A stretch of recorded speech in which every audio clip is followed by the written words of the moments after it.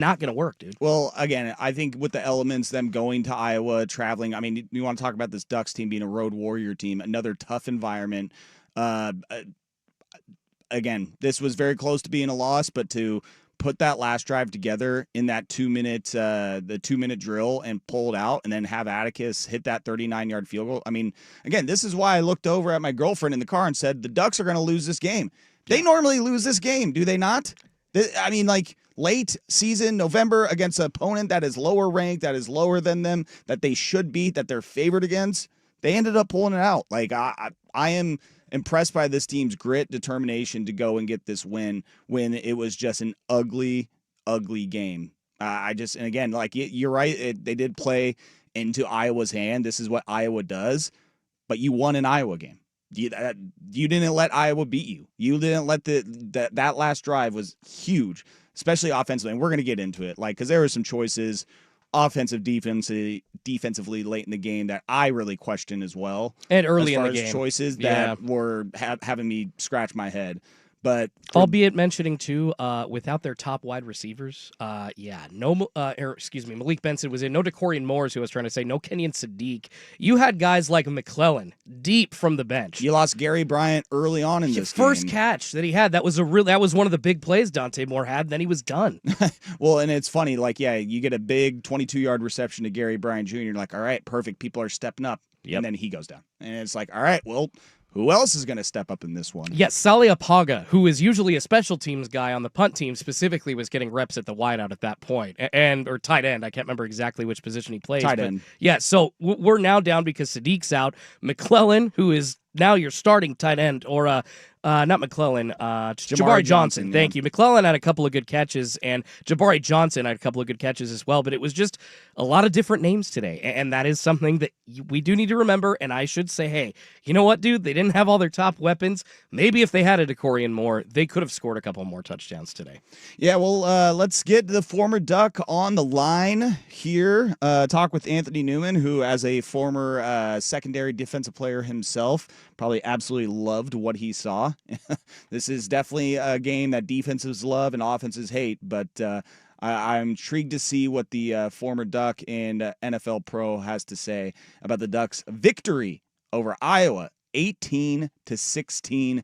The Ducks leave Kinnick Stadium victorious. Huge win. Great for the resume. Great to prove to the rest of the country and people that maybe don't watch as much Oregon and thought they were paper tigers. That's not true. They're one of the elite teams in the country, and they can win these nasty, grinded-out games in away stadiums like they did tonight.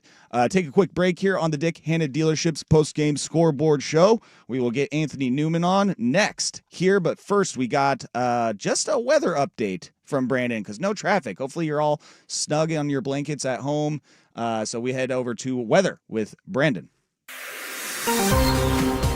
Thanks, Joe. 56 degrees in Portland. The Ducks post-game forecast calls for partly cloudy with a high of 61 degrees tomorrow.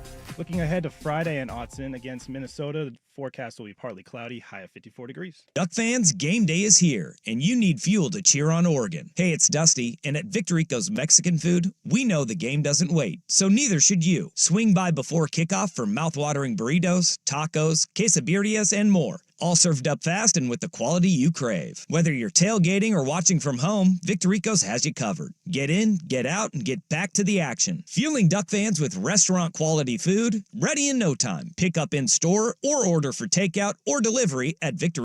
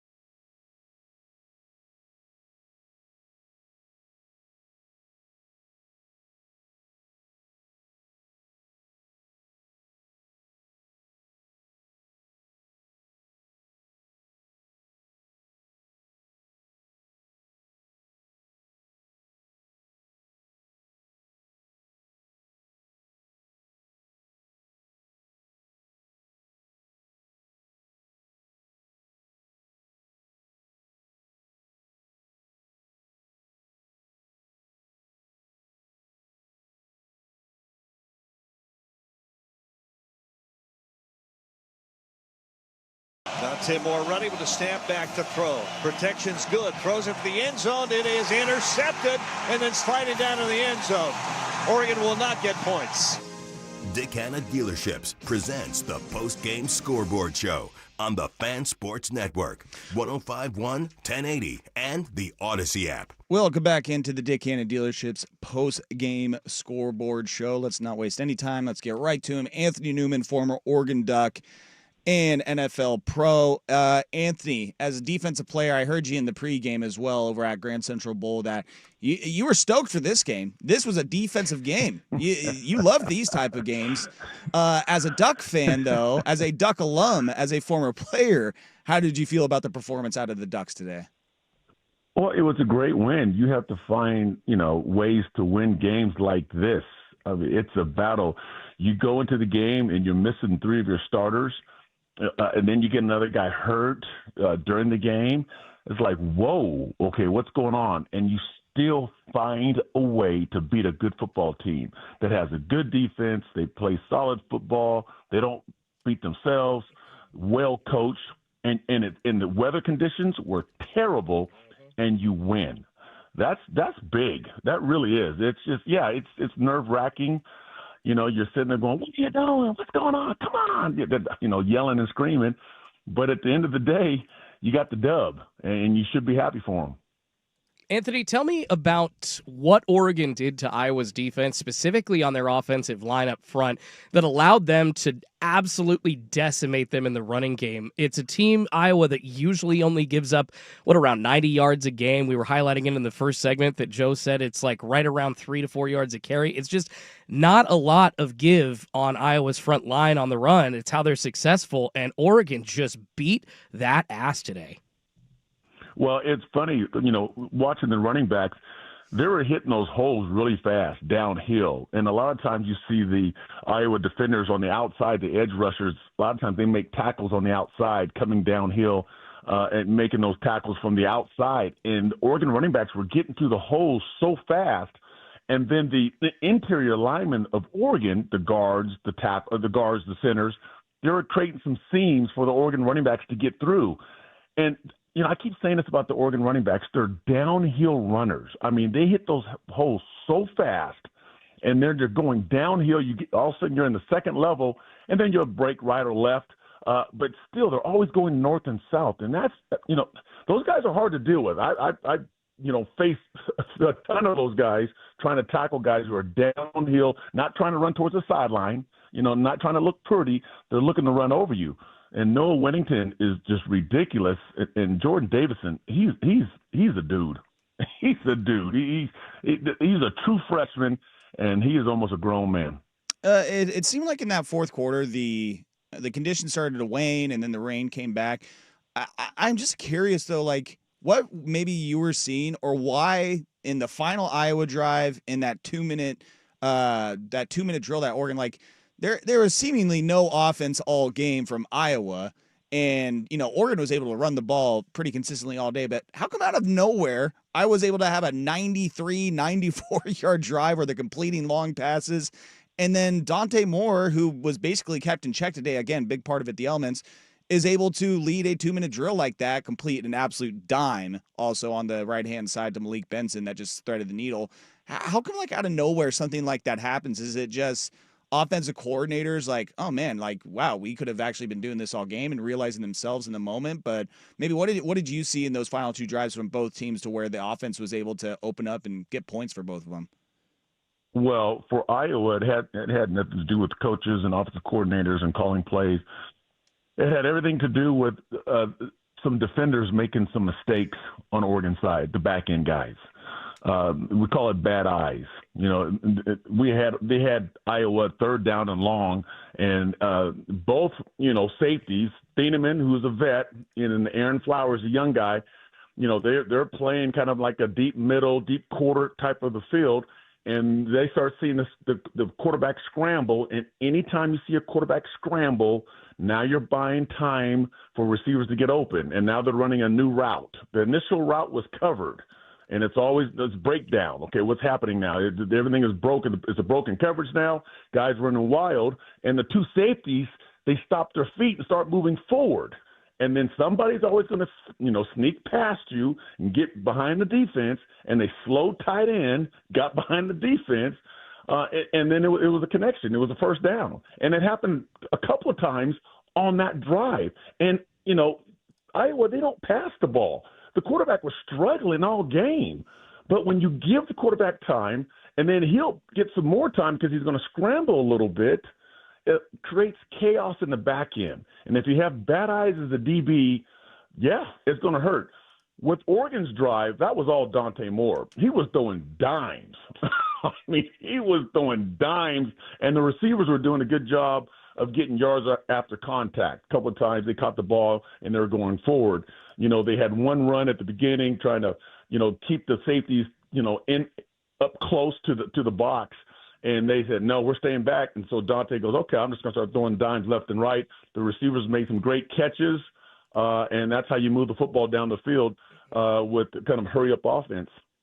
Anthony, I'm not trying to nitpick here, but there were a couple of things that did concern me about Oregon's front seven, which I got to eat some crow. I thought that they were at least one of the top 20 or 25 front sevens in the nation, at least in the first month and a half of the season.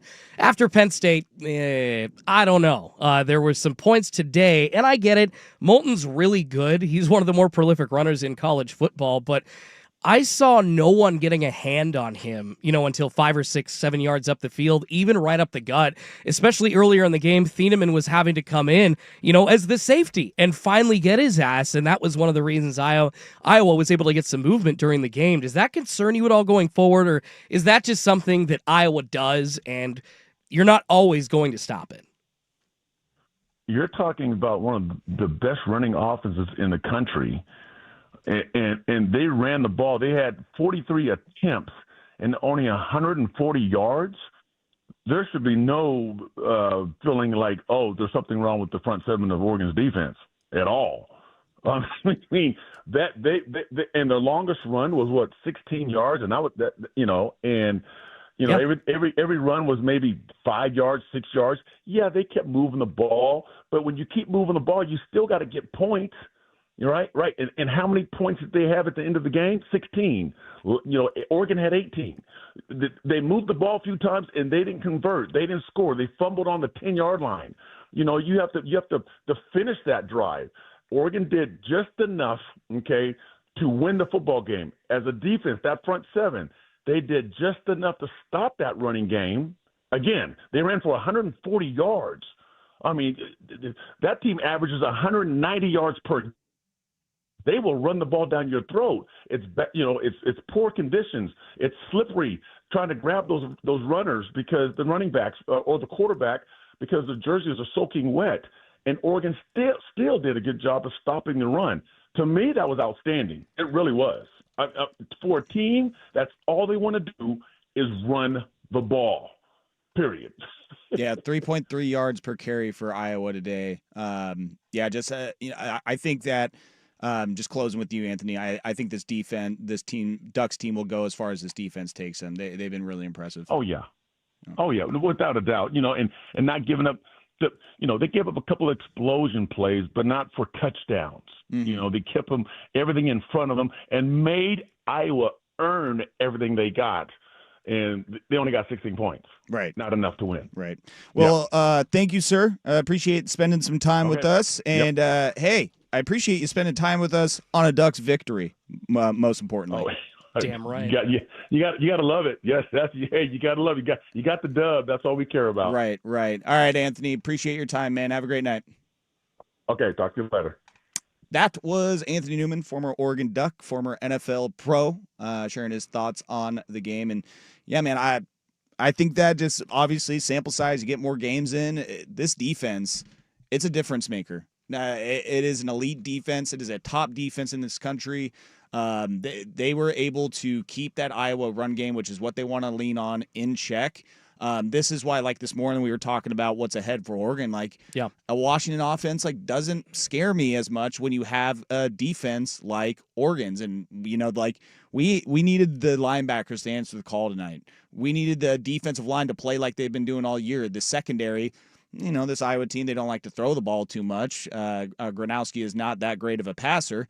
Yeah, there were some big plays, some concerning big plays in this game, but it wasn't big 30, 40, another 15, another 20. It was they kept them in check, this offense for Iowa. And so the Oregon defense just week after week proves to me that it is elite. It is one of the best in the country, and as I said to Anthony, it's gonna take this Ducks team as far as they want to go. I mean, credit to the guys that had, it was only 2 sacks, but then they had 4 tackles for loss as well, and then 3 quarterback hurries, and all of those quarterback hurries were resulting in Gronowski basically just throwing it away, and I think 2 of those were on 3rd down. So yeah, they put pressure on them in the right situations. I'm just a little nervous about better offenses going forward, but I think you could. I remember earlier, it was maybe earlier in this season or last season, when Jorge called the just up front absolute battle in the trenches game that Oregon played and won, by the way, an absolute slobber knocker. Kind of feels that this was almost one of those slobber knocker type games, if you will, Joe. Yeah, definitely. Let's take a quick break, and then we'll get Dusty Hara on the phone. I know that they're about to be packing up and taking off, so we will effort to get him here next on the Dick Anna Dealers Postgame Scoreboard Show. But first, Brennan with a weather update. Joe, 56 degrees in Portland. The Ducks post-game forecast calls for partly cloudy, high of 61 degrees tomorrow. Friday night in Autzen against Minnesota, expect partly cloudy skies, high of 54. Football season in full swing, but man, it comes and goes fast. Hey, it's Rob. The time is now to step up your tailgate with Laurelhurst Market Steakhouse and Butcher Shop. Grab premium, locally sourced, mouth-watering cuts, excellent sausages, and more. And hey, never too early to get that Turkey Day order in. Get your Mary's free-range organic turkey with ready-to-heat sides and instructions to make it the easiest holiday ever. Laurelhurst Market Steakhouse and Butcher Shop. Get to know your friendly neighborhood butcher. They're all trained chefs and ready to help you look really good. See everything at laurelhurstmarket.com. Hey you, it's your last opportunity to secure tickets for tonight's Portland Winterhawks game. The puck drops at 6 p.m. against the Spokane Chiefs. As part of our 50 years in the Rose City, we'll rank the top 50 Winterhawks of all time, starting tonight with places 50 to 41. Our first divisional home game of the year promises to be one to remember. Be a part of Hawks history as we honor some of the best to don the Portland Uni and start our season-long rankings. Game day is today, so get your tickets now before it's too late at winterhawks.com.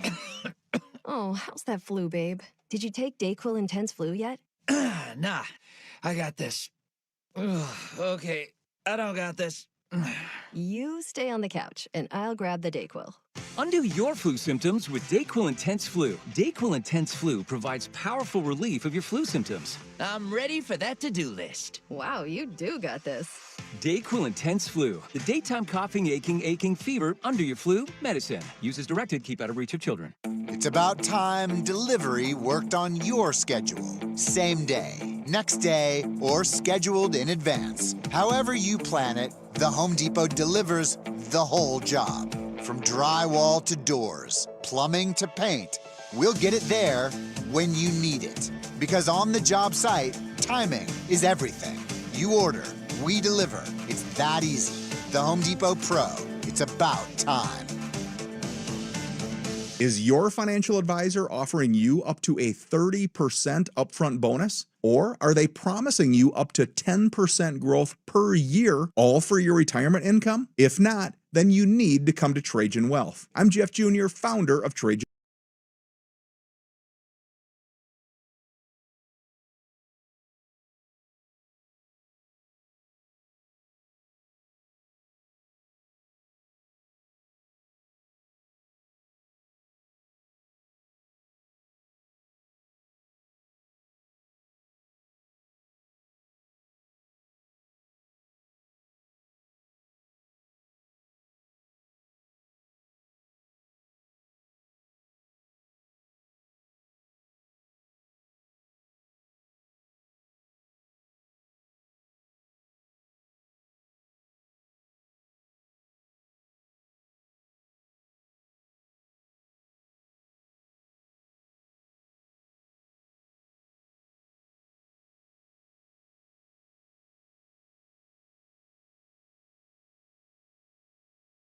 Little fake pitch going to the right, and then Gronowski wanted to kind of maybe drift left and find somebody open, but he had pressure in front of him right away.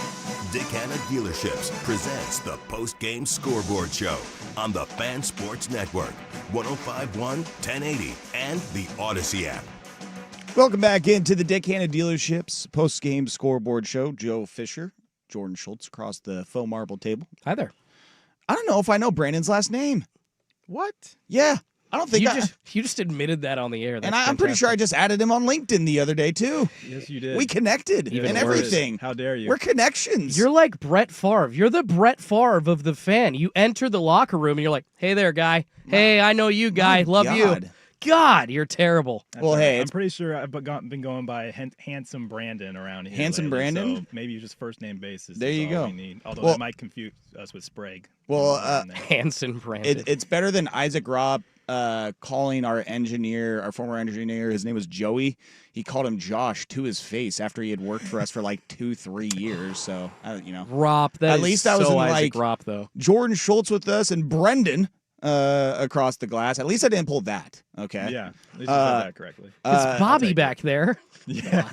Who isn't with us, though, is Dusty Hara. He is currently on the bus right now. I asked him, and I was like, okay, do you got an ETA by chance? He's like, I'm in Iowa. I don't know. I have no idea how long anything takes. I love you, boss. That is one of the funniest texts. Like, dude, I don't know. I'm in the middle of cornfields everywhere. I freaking look. Have you driven through Iowa? Have you been to Iowa? No. I have. I have not. And it No. looks exactly how you picture. Yeah, I'll take your word for it. I'll take your word for it. But since we are waiting for Dusty, and we'll see how long it takes for him to get in, I figured it's a good time to. We got Anthony's thoughts. We'll get Dusty's thoughts. What about your thoughts out there? Text line 503-864-6326. Again, that's 503-864-6326. We also got the YouTube chat running up right now. We'll read some thoughts. I hate those games mostly because I have congestive heart failure. Didn't know if I would live through it. God. Yeah, that's for sure. I mean, being a sports fan with congestive heart failure, that's tough. That's a tough life. But you're here texting us, so you survived. You're with us. I like it. Oregon sports should have killed a lot of people a long time ago. I feel for you, and I'm glad that you're here. Thank you for checking in. Another text, boys. I think bitching about the refs is lame, but got to get this off my chest. If that was truly an OPI on McClellan and then DPI on Ifeo, two huge calls that stalled out promising drives, then whatever that Iowa DB did to Benson on the Ducks' final pass attempt, yes, thank you, I was going to say that too, was a PI end zone, and by rule, the ball should have been placed at the 1. In fact, dude looked like he knew he was beat, so he just grabbed Benson around the waist. The fact that the Oregon D overcame an Iowa team that blatantly held on every stretch play and was clutching and grabbing our receivers speaks volumes. 1 penalty for 10 yards is nonsense, and that 1 penalty was when the punter kicked it out of the back of the end zone. So outside of that, they literally did not have a single penalty called on them all day. Yeah, congratulations to the Oregon Ducks for beating the Iowa Hawkeyes and the referees, who I'm sure angrily did not cash their parlays after the Iowa loss today. Whoa. That is some strong accusations in this world. Actually, they probably did if they bet Iowa to cover. Yeah, too soon. Too soon talking about gambling, sports gambling, and throwing games there. Allegedly, of course. But hey, they know they did, and actually I'm wrong. If they bet Iowa to cover, then they did cash their parlay, because it was a Oregon 6.5, I think, to cover, which made this game even crazier along the way. There were a lot of missed penalties, though, Joe, on Oregon's end that obviously should have been called. It's like, dude, holding, the guy's grabbing his jersey. We're not seeing it, but then yet on the other side of things, Salapayaga is getting called for something that could be called on every play, but they only call it on a key drive on Oregon in the fourth quarter under 5 minutes. What the hell was happening with the referees? You could hear Jerry and Jorgie, Jerry and Jorgie, they're some of the classiest dudes there are calling games. And when they're even getting to a point where they're getting frustrated and pissed and starting to make some remarks about the referees that are not favorable, it's just like, okay. And they're there. Obviously, we're watching on TV. We can see it, but they're seeing it themselves, and they're 200 feet up in the sky in the stands in the press box, and they're seeing it. Then I think there's definitely some an argument can be made that calls that were made on the Ducks were not being called on Iowa in this one. And Joe, not even a penalty call. Can we go over the Bear Alexander fumble recovery that would not have been unless Dan Lanning literally forced it down the referee's throats with his timeout to review that damn play. That was so frustrating. At least I think I got a pretty accurate summation from Jorgie during the broadcast saying, like, Lanning is in the line judge's ear saying, like, hey, are we seeing anything? Are we gonna do something? Are we seeing anything? No? Okay, timeout. I am going to make you look at this. And that is extremely frustrating on top of all the penalties that they were going to let that, which was an obvious fumble, go. So penalty breakdown today. Let's see.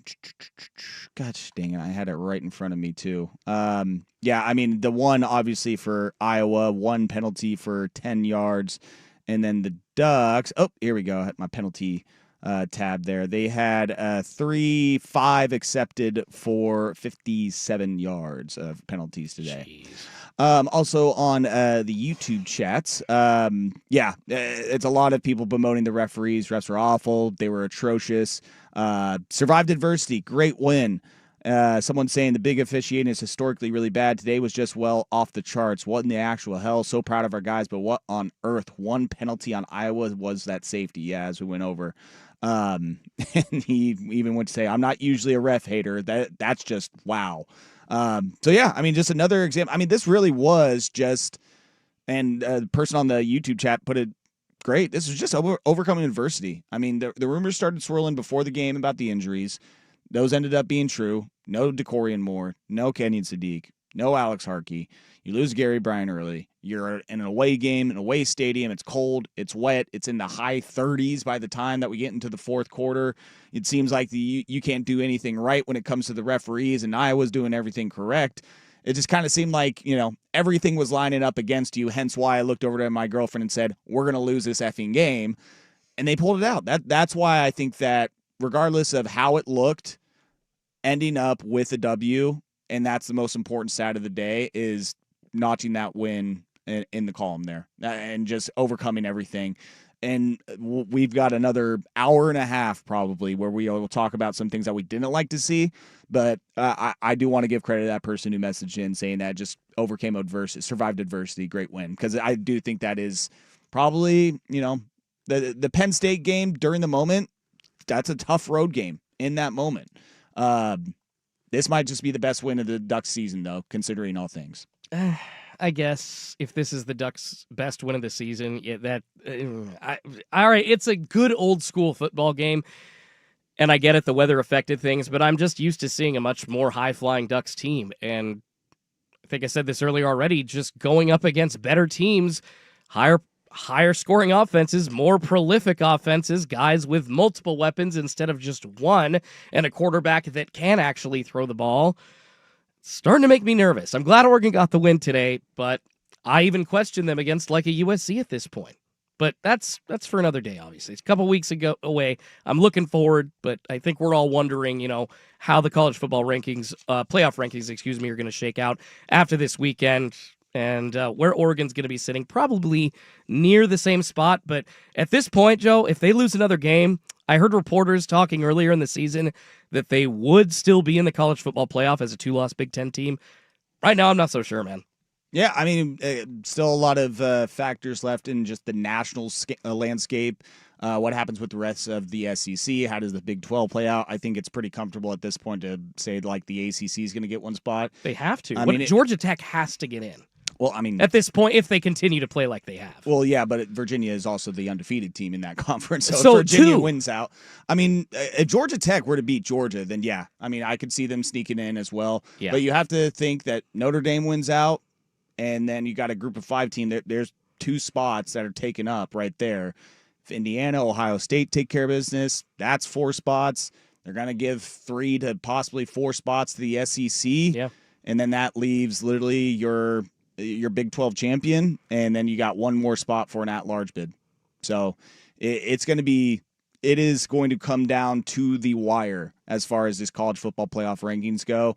What we'll do is we'll take a break. We'll get back into this game a little bit more. We'll read some stats, individual stats, overall stats of this game that stood out as the Ducks get the 18-16 victory over Iowa. Huge win traveling and getting that win at Kinnick Stadium. We do that next. We will be right back on the Dick Hanna Dealership postgame scoreboard show. But first, Brandon with a weather update.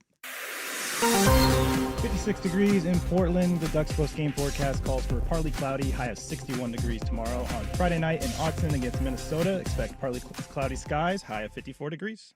Your home for Oregon Ducks football. KRSK Portland, KRSK FM HD1, Malala, Oregon, and Odyssey Sports Station. Dick Hanna Dealerships presents the Postgame Scoreboard Show on the Fan Sports Network. Dick Hanna, believe in nice. Here's the swing and gate. Well, no, 3 receivers out to the right, 2 to the left.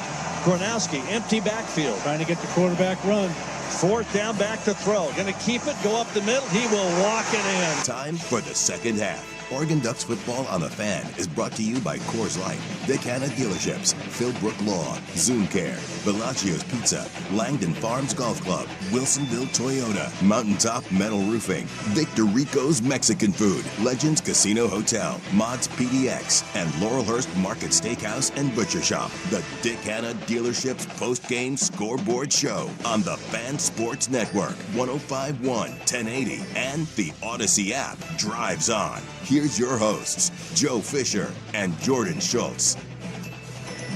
Welcome back into the Dick Hanna Dealerships post-game scoreboard show. Joe Fisher, Jordan Schultz, and Brandon Henson across the glass. You looked it up, didn't you? No, I knew. I was just throwing you guys off my scent. I knew it all along. I didn't have to relog into my LinkedIn to find out what it was. Good for you, Joe. No. You were trying to do that. Wait, let me close this tab real quick. Yeah. Joe was feverishly. Let me give you all a peek inside the studio, like very quickly trying to get I'm his gonna get that LinkedIn damn brought up last name. before the new segment started. It was so good. Yeah, that was like, awesome. We're finding out that you. name. I We're finding respect that you out. for doing that. Hey, research. credit to me. I said your name correctly last week. You did. Thank you. That's all right. okay. Now we're all all right. all on the same page. I'm now. not perfect. I screw up a lot, but I did not screw that one up. Well, let's look at some old stats here. Some team stats, individual stats for the Oregon Ducks. Dante Moore, 13 of 21, 112 yards, no touchdowns, and 1 pick. Again, it looked very early. First drive, 3 straight incompletions. The ball slipping out of people's hand. It just looked like it was going to be damn near impossible to throw the ball out there until it was the final drive when they needed to. And he threw for, I believe it was 54 yards in that final drive that led them to the game-winning field goal, including, I mean, that pass just was the absolute perfect pocket right through the arms of the Iowa defender. Could not believe, again, after what we had seen, it very much reminded me of the Indiana game where it was when Indiana took the lead 27-20.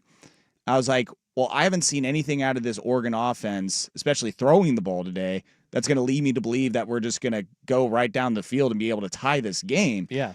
And then when they needed to make a play, and boy, when Dante Moore needed to make a play and a pass, he stepped up and delivered that dot to Malik Benson for 24 yards. That put them on the Iowa 27. And then a couple plays later, we're able to kick in that field goal. That was just absolute clutch for Dante Moore in that final possession there. That was a really nice connection to see, and resilience for sure. Kind of maturity from Dante Moore, that we're past kind of the Heisman talk and wondering if he's going to be there in New York, but we still are really waiting to see that development, that fighting through an environment here in college that you haven't really seen him succeed in yet. So yeah, like credit to him for sure. But I don't think the coaching staff put him in the best position to succeed the entire game. Like, for instance, throwing the ball 3 times, all 3 downs to open your first drive with the rain going, you know, that is, to me, such a golden opportunity, Joe, that you have great field position. I think they started near midfield,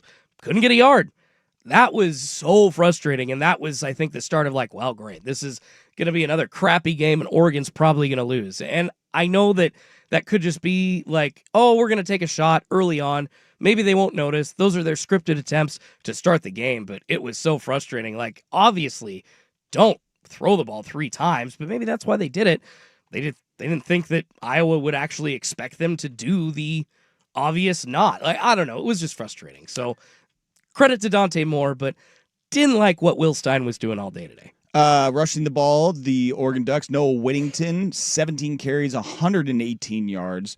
Jordan Davison, 8 carries, 52 yards.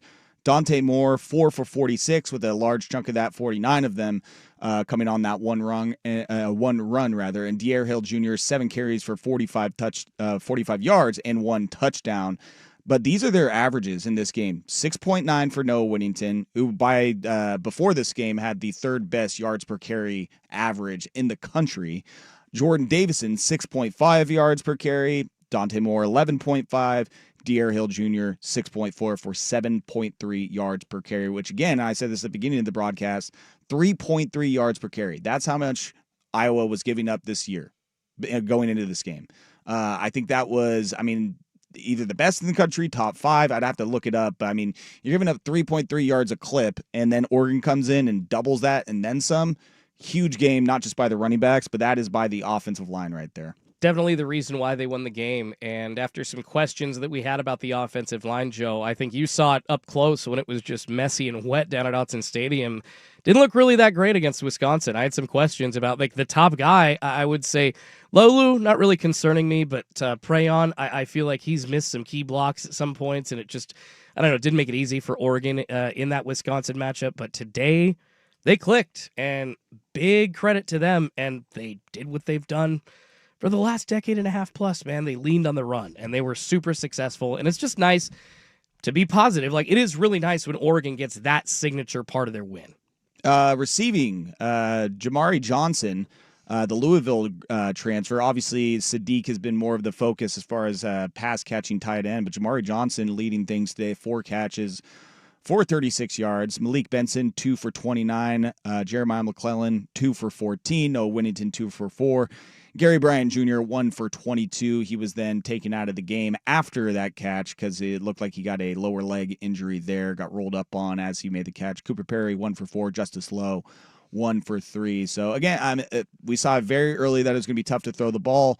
Didn't seem like it was too tough to throw the ball in those final 2 possessions, one for Iowa and Oregon. Dante Moore, 112. Mark Gronowski, 138. I want to say that probably 70% of the passing yards came in the final 2 possessions of the game, it felt like. Absolutely. It was, those were some good balls, and I think it was, I don't know if it is. Those were good balls, Jordan. Absolutely. In the rain is what I'm trying to say. And I don't know if Dante Moore was throwing in the heavy rain at that point, because the rain had stopped, I think, at one point in the 4th quarter when Oregon had the ball, and it was, I guess it looked a little different for them at that point because, they were able to complete those big passes. But it was obvious that they were missing Kenyon Sadiq. It was obvious they were missing Malik Benson. Big names that were out today, and that's why you see Jamari. Decorian Moore, you mean. Malik Benson. Oh, sorry. Gosh darn it. No, my bad. I don't know why I keep screwing them up. I'm just off today. I'm sick. My bad. But one thing, though, Cooper Perry, guys like that out there, I don't want to nitpick, but I feel like that interception from Dante Moore. I feel like you've said that 8 times already. Yeah, you're right, and I am, and that's because I'm scared going into the final month of the season and the college football playoff because of these little nitpicky things, whether or not Oregon's going to be actually able to win. If a guy like Cooper Perry, who doesn't have much experience, is in, that interception, I don't want to put fully on Dante Moore when he was tossed into the end zone. Cooper Perry at that point has got to be aware, at least to try to turn around, if not to catch it, to play defensive back at that point, to knock it down. A more experienced receiver would do that. So there were definitely obvious points where they were missing big-name receivers today, and I think that's probably what cost him a touchdown or 2 and maybe makes me so nervous about this 18-16 win. On the defensive side, for the Oregon Ducks, we had Jerry Mixon, 9 solo tackles today, 13 total, 1 for a loss. The 2 sacks came from Tatum Tuioti, who had 9 tackles and 5 solo. Bryce Petra had the other sack, 8 tackles, 5 of them being solo. And then we had the big turnover that happened, the forced fumble by Brandon Finney, who has just been an absolutely unreal freshman this year for the Ducks on the outside, and then just getting his nose in there in a dirty, grinded out game, being able to force a fumble, which was pivotal because during that drive, they looked like they were going to be scoring some points. That was one of their better drives of the day. And for the Ducks to get that turnover, and as you mentioned, Dan, to call the timeout and be like, hey, you need to look at this. And thank God they did, because that ball was out, and it ended up being the Ducks' ball. and it ended up going Oregon's way on that possession. But those are some individual stats for the game. Ducks had 373 total yards to Iowa's 278, 112 passing yards to 138 for Iowa. Rushing, though, the big difference in this one, 261 rushing yards for Oregon, 140 for Iowa, 5 penalties for 57 for Oregon. Iowa, just the 1 penalty on that punt where the snap went over his head. That led to a safety. Oregon, 3 for 10 on third downs, 5 for 13, Iowa was. Fourth down, 3 for 4, Iowa in this game. Average yards per play, 6.5 Oregon, 4.6. And that is one of the things that this game is that Oregon felt like they were the better team throughout this game. I mean, they led the majority of the game. Yeah. I'm pretty sure, if I'm not mistaken, they led up until that final touchdown by Iowa to take the lead. So they literally led 98% of this game. So that was one of the things, at the end there where I was getting frustrated and feeling like that was going to be a loss for Oregon was they felt like they were the better team all game long. Similar to like the Penn State game where it was like, how is Penn State back in this? Oregon has been the better team all game. And then this one drive, this one moment in the fourth quarter where Iowa's offense looks like a competent offense. They're completing huge chunk plays. They're getting big plays downfield, wide open guys down the field. And so that was the frustrating part is that even though I've been saying to you and Rashad and Sports Saturday is that maybe prepare yourself mentally for an Oregon Ducks loss. This one would have been a tough one to swallow considering that they were seemingly in control offensively and defensively, or at least the better team offensively all game long. In control despite giving up a couple of opportunities to score, right? That interception we were just talking about that I don't think is completely Dante Moore's fault. They had just gotten the safety in the first quarter at that point. That could have been a nice cleat on the throat for Oregon over Iowa. That didn't happen. And then when they were at least going to be, it was a really nice drive, marching down to probably be guaranteed at least a field goal or looking towards a touchdown when that holding call set them back 10 yards, put them out of field goal range. And at that point, they couldn't do anything, had to punt the damn ball away. It was really frustrating. Yeah, you talk about them being in control. There were a couple of points. They really had the opportunity to just put the nail in the coffin, and they couldn't do it. But still, credit, they eked it out, man. Let's take a quick break because I do want to get to a couple things late in the game that just stood out to me offensively and defensively that had me scratching my head when it comes to Oregon. And it's a lot easier to talk about this after you pull off of a win, but still want to bring it up because, again, they were just some, I feel like, head-scratching decisions that I saw on both sides of the ball. We will do that next here in the Dick Hanna Dealership postgame scoreboard show. But first, take a quick break and head over to Brandon with weather. 56 degrees in Portland. Ducks post-game forecast calls for partly cloudy, high of 61 degrees tomorrow. On Friday night in Autzen against Minnesota, expect partly cloudy skies, high of 54 degrees. At Dick Hanna, we know that buying a car can feel like you're in some overdramatic reality show. There's a twist you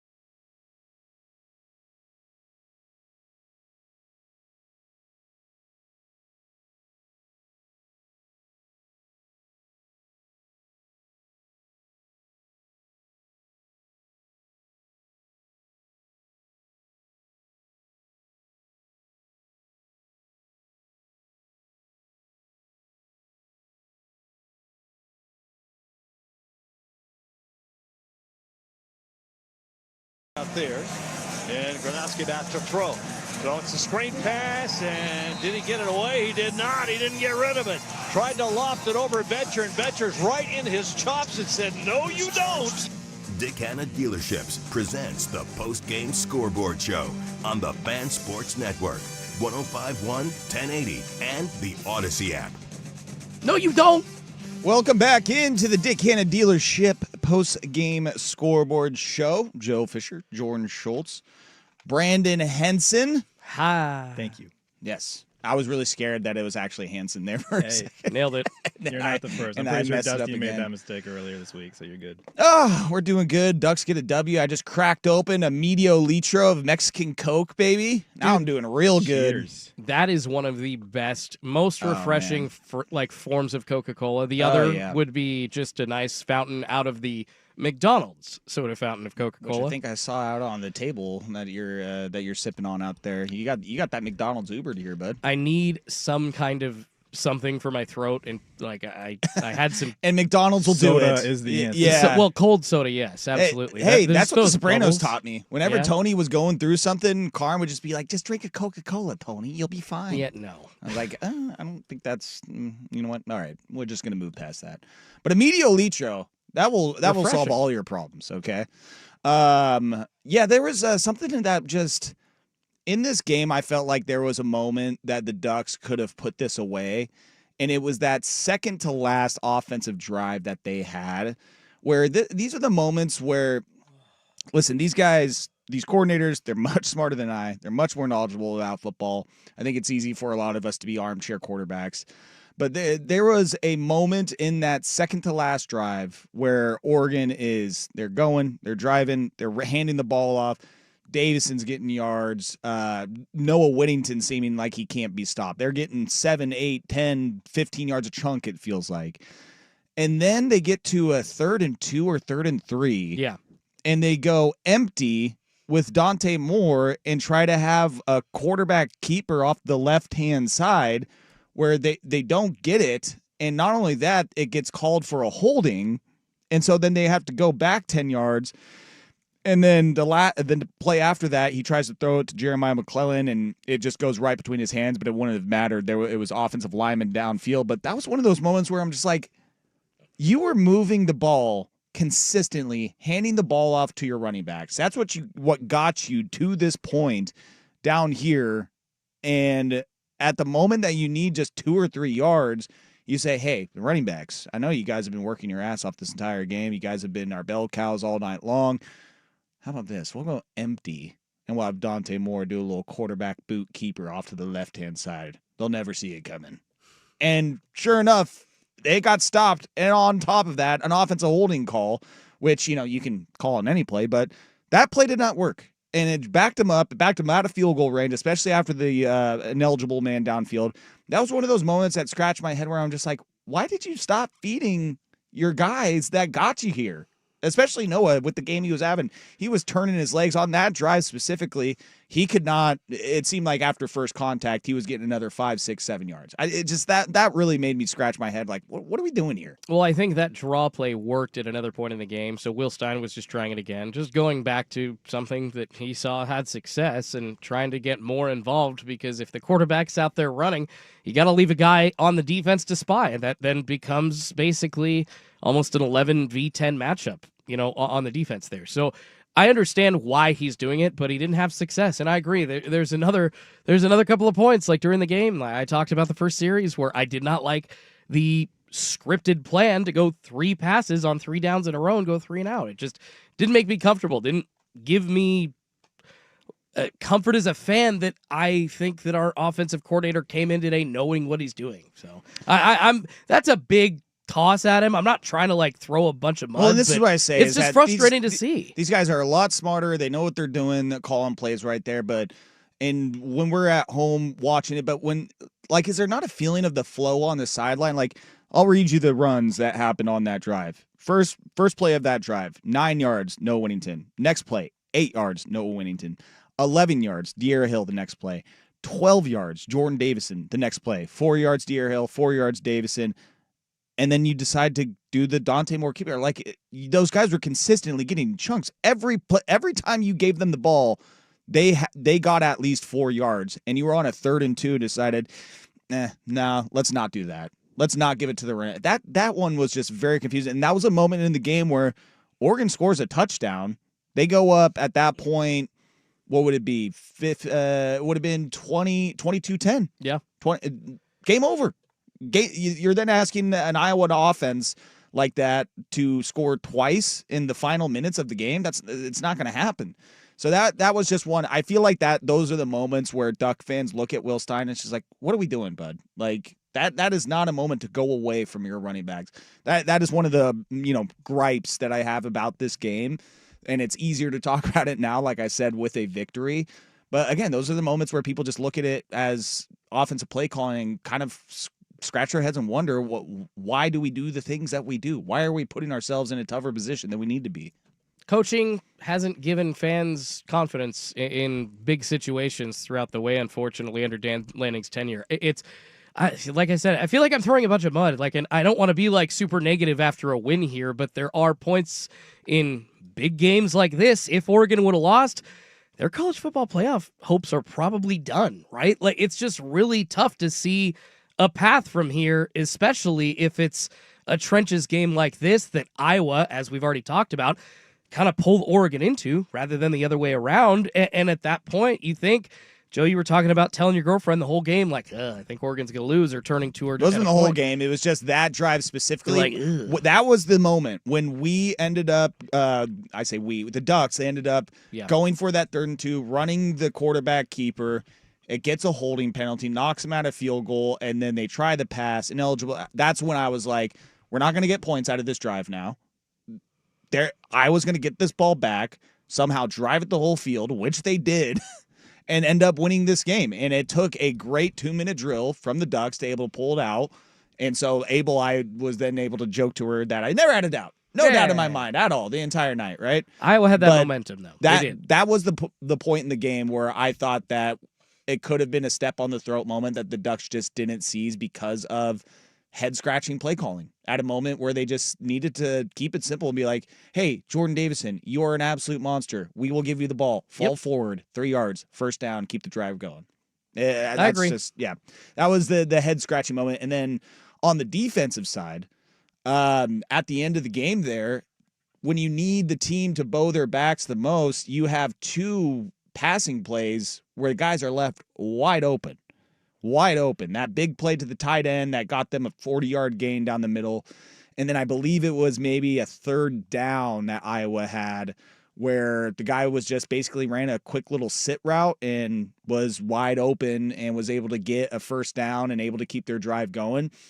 And then the fourth down play at the end of the game, they go empty back. And if you watch, they have I believe it was Tuioti running a spy on Gronowski, but they have the 2 other linebackers worried about the receiver. They literally had 7 players worried about the 5 wide receivers. 7 players on 5 wide receivers. You had 3 guys on the defensive line, Tuioti as the 1 linebacker. Math, 5 offensive linemen and Gronowski versus 3 defensive linemen and 1 linebacker.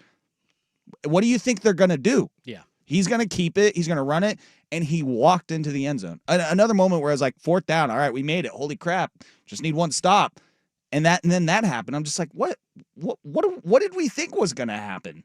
It just played right into their hand, man. Those 2 moments that at the end there really had me scratching my head and had me thinking that this is why we're going to lose this game. And then they end up pulling out that 2-minute drive, which really saved the momentum of this game, the momentum of the season.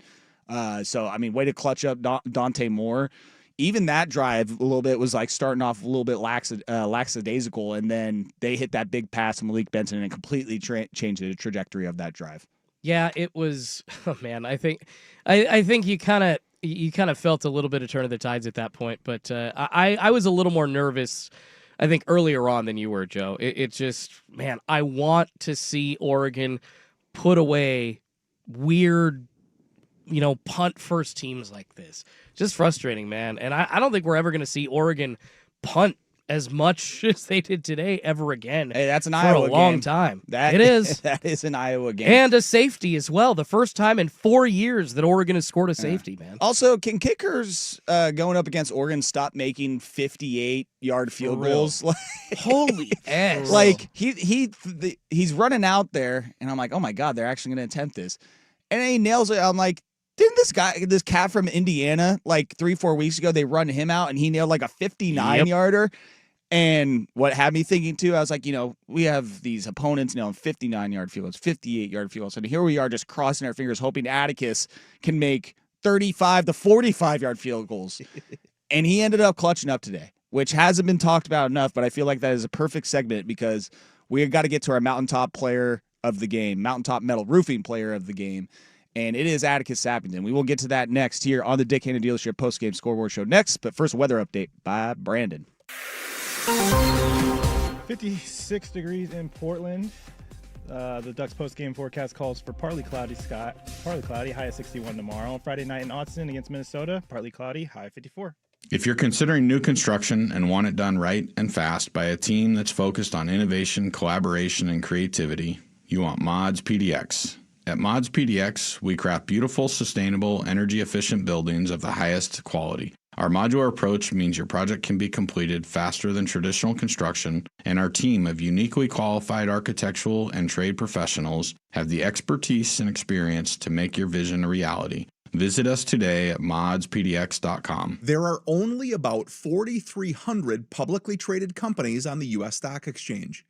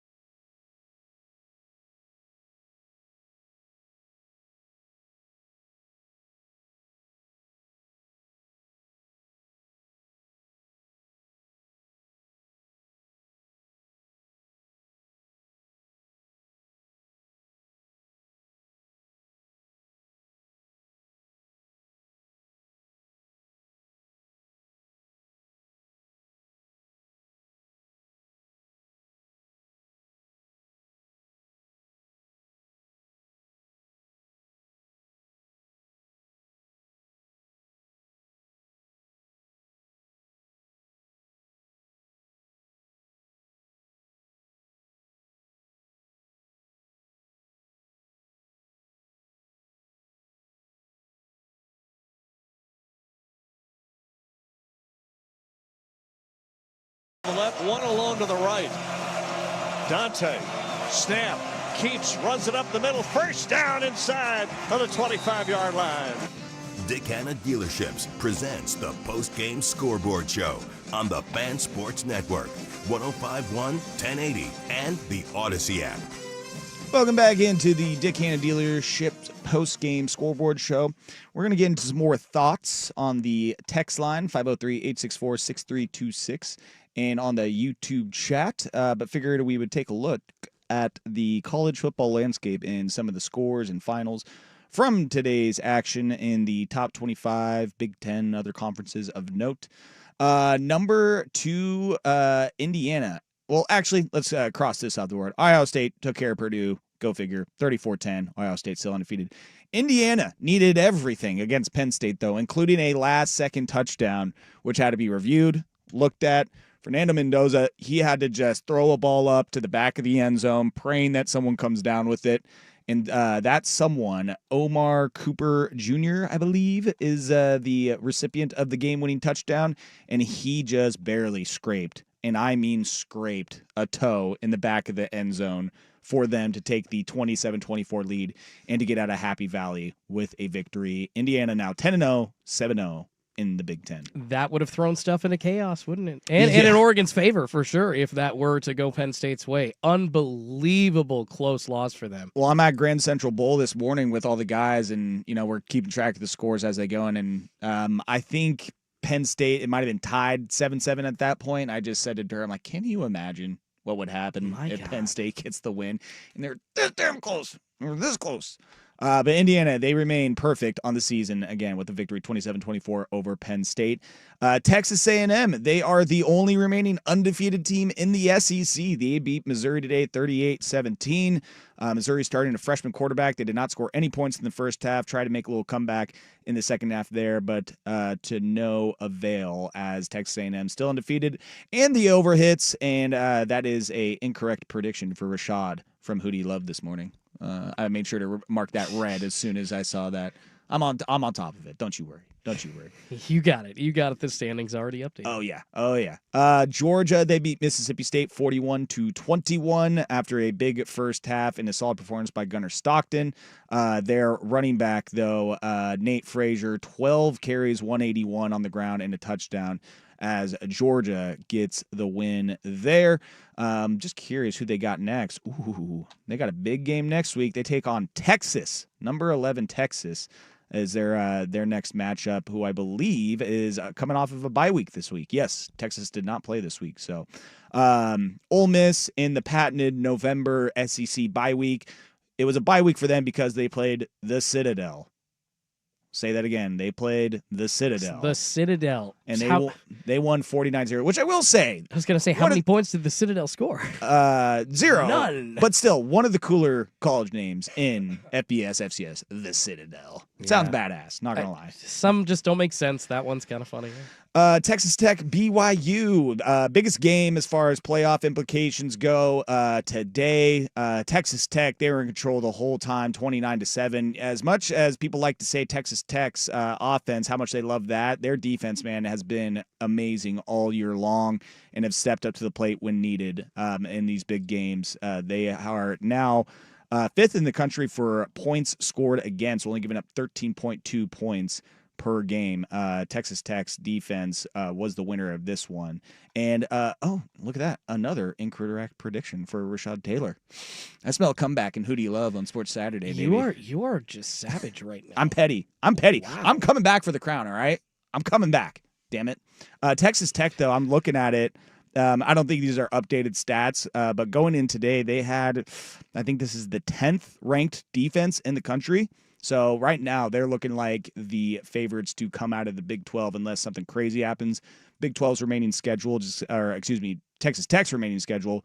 They have Central Florida next week, and then West Virginia is TBD. That will be November 29th. The time is TBD, but that will be the Thanksgiving weekend will be their final game against West Virginia. Also in college football, boy, it took overtime, and Vanderbilt needed everything possible to end up with a win over Auburn. They got the interim head coach bump. They sure did. No Auburn, kidding. Dude, like clockwork, every time it feels like. Whether it's not a win, it's always a close loss, it seems like, at least. Best game they've had on offense all season. They just locked and all like, what are these pass completions? Like, Jesus, he hit him from freaking 30 yards. That hasn't happened all year. Unreal.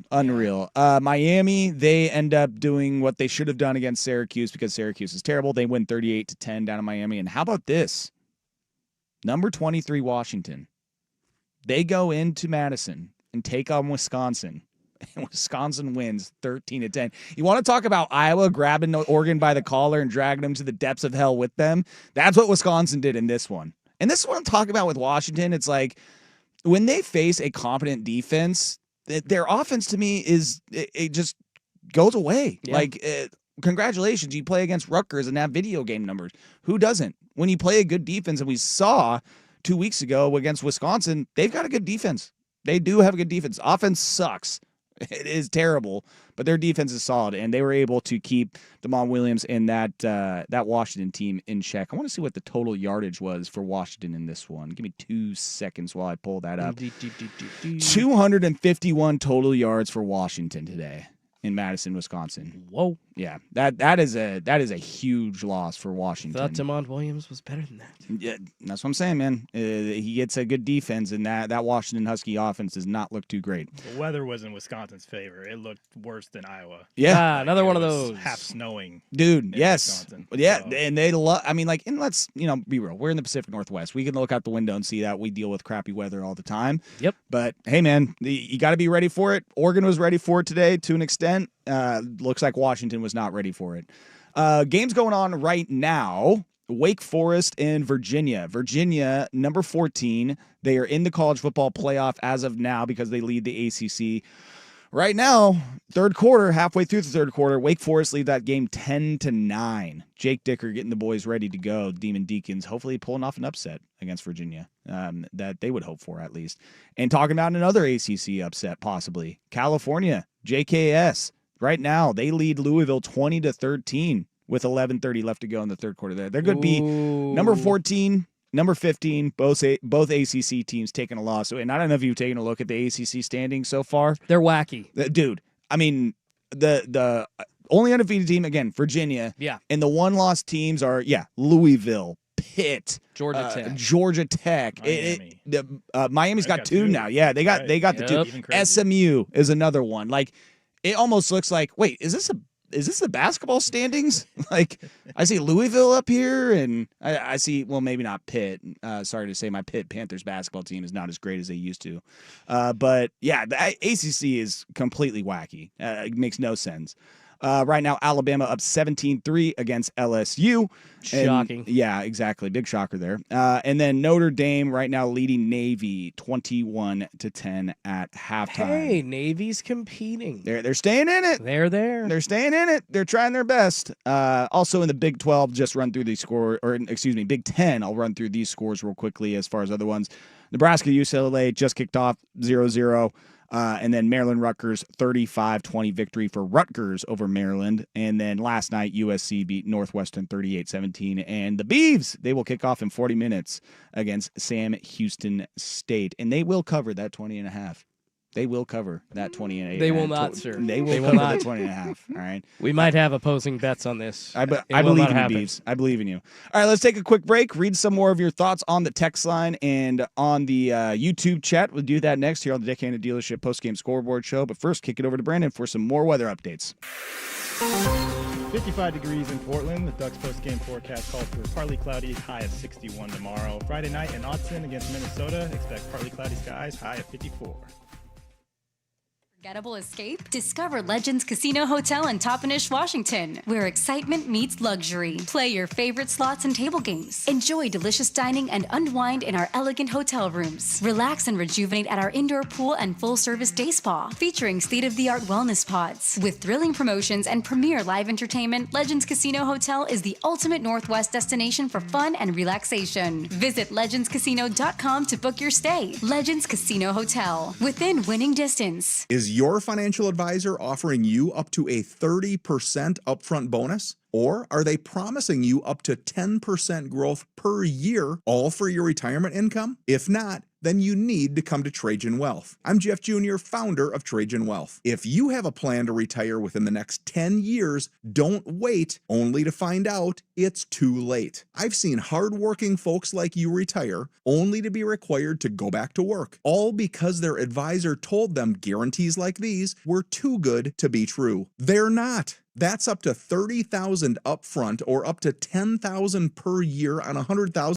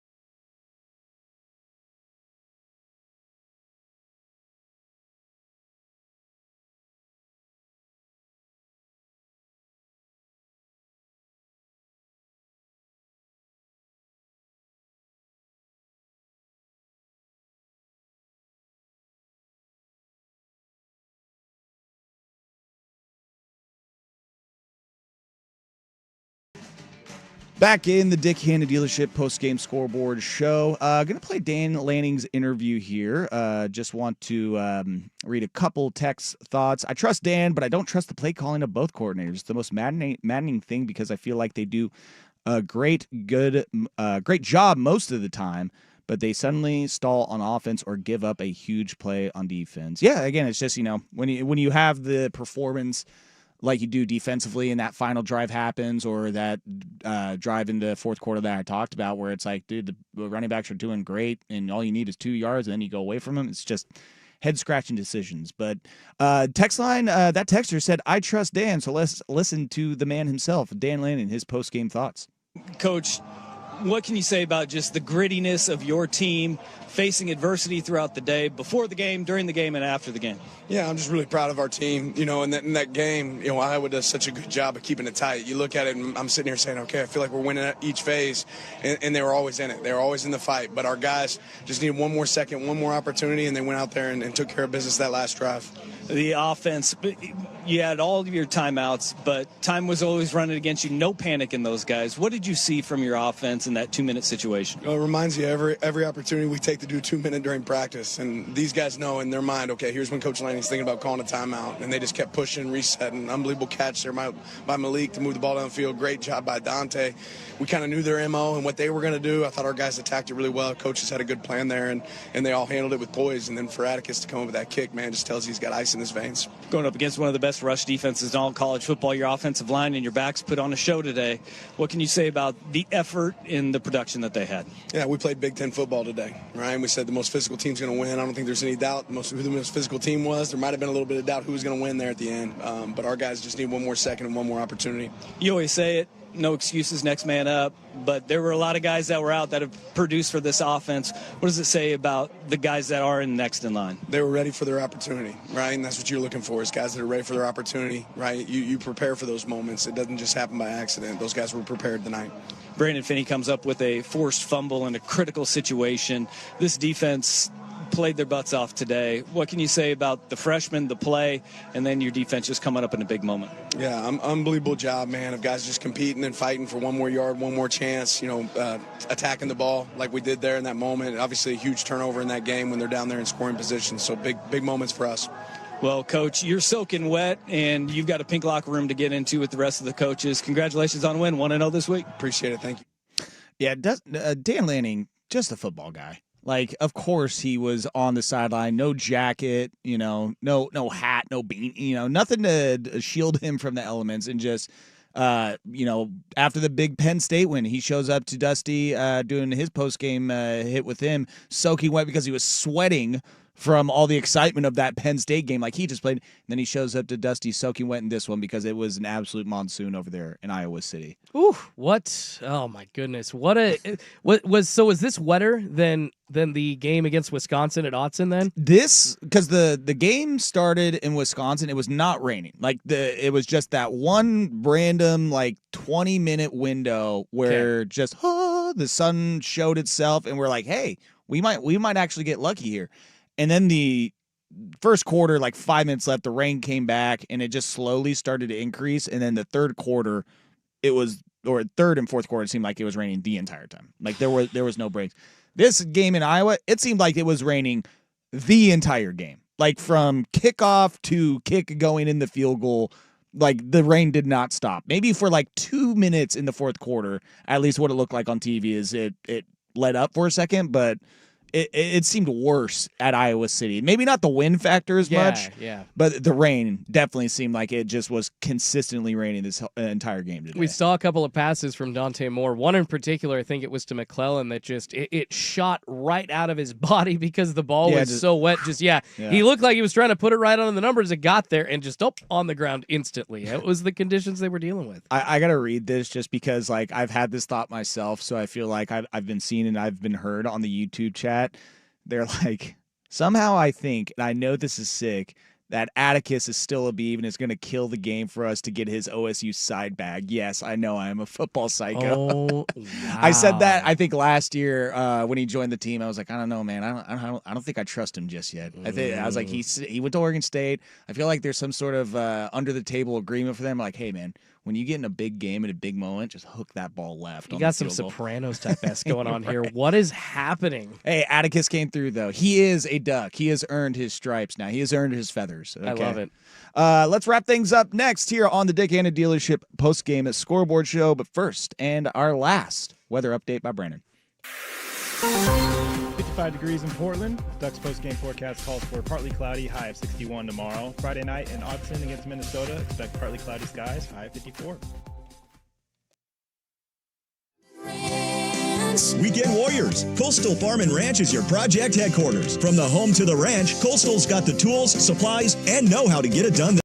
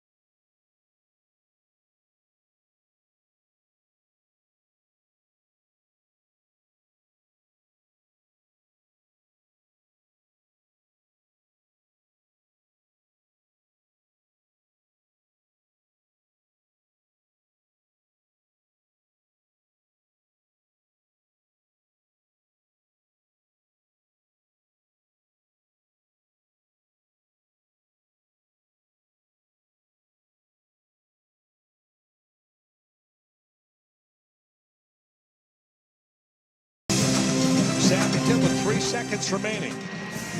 Will approach the ball and will kick it hard down the right side. It's going to bounce and go onto the turf. Be picked up by one of the Hawkeyes. Ball comes loose. Still loose. I think the Ducks got back on it, but that's it. The ball game's over. Woo! Oregon has defeated the Iowa Hawkeyes in one of the craziest football games we have seen in a long time. But put it in the win column. Dick Hanna Dealerships presents the Postgame Scoreboard Show on the Fan Sports Network, 105.1, 1080, and the Odyssey app. Well, the Ducks get the win 18-16. Hopefully they're all snuggled up on the team bus or on the plane, getting warm, drinking some hot cocoa, something. Hoping Brandman and the rest of the team made it to the airport, because he said, I have no idea how long I'm going to be on this bus. I have no idea where I am. Yes, exactly. Where is the airport? Do they have to go to Des Moines for that? Do they have to go to a different state? Shoeless Joe popping out is this heaven? Out of the cornfields? No, yeah. It's Iowa. Dad? You want to have a catch? Yeah. Well, they get done with Iowa. As I say with these kind of road games, get in there, get the win, get the hell out of there. Yep. But they have a short week. They will play Minnesota Friday night at Autzen. Our pregame coverage will start right here on the Fan at 2:00. It's funny, I would say on this short week, definitely get in the training room, nurse yourselves, get back to 100% health.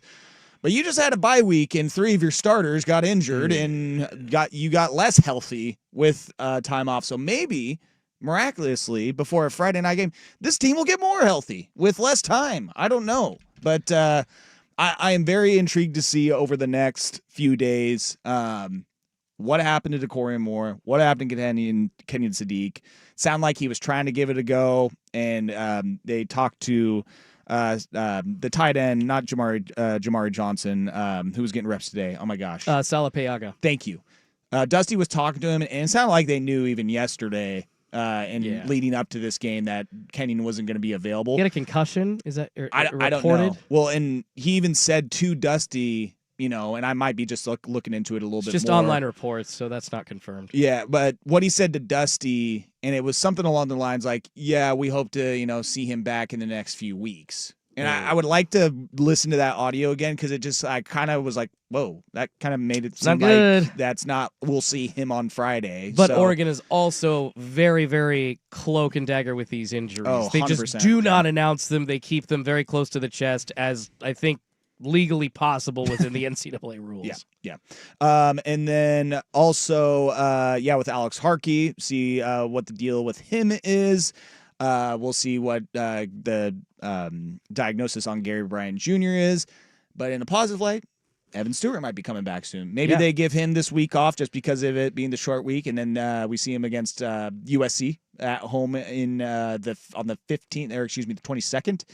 But definitely a week to go lick your wounds, celebrate this win tonight and maybe a little bit tomorrow morning, but you got to get right back at it, because this Minnesota team, not a bottom feeder in the conference. They can come and they can test you, but Ducks need to, like I said, get healthy and go out and get a win next Friday. Quickly, let me offer a positive conspiracy theory here. Put your tinfoil hats on with me, Duck fans. What? And guess what? I think the coaches that decided to keep De'Corian Moore out, decided to keep Kenyon Sadiq out, decided to keep Gary Bryant Jr. out after he went down for a play, knew that they weren't going to have to get their guys like that involved to a maximum effort anyways. Maybe they knew it was just going to be a slobber knocker type of win. Maybe they knew that they could just kind of do it without him. And they're saving him for the rest of the season. Pick him so there. Pick Gary up and carry him off the field. That will sell this even more. I am trying to be positive. Let's go.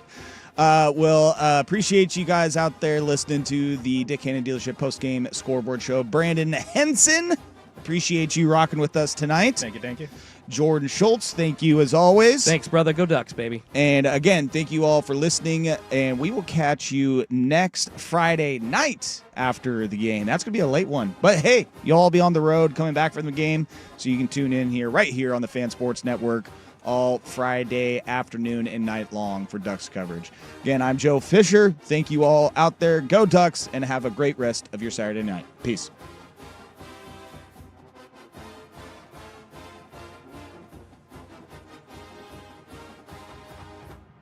This has been the Dick Hanna Post-Game Scoreboard Show on the Fan Sports Network.